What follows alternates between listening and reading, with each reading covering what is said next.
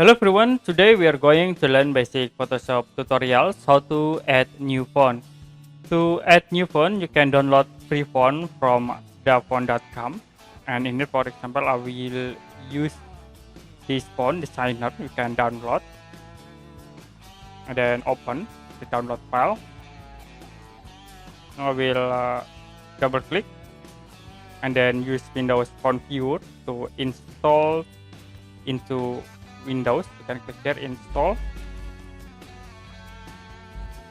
and then after it you can go to your Photoshop software and click new file. I will use default template, and in here we create text at this point, and you can change the text in here in a character.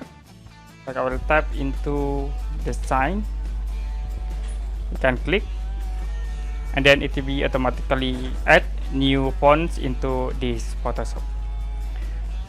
Okay, that's it, how to add new fonts in Photoshop. And if you have any question about this tutorial, you can comment below this video.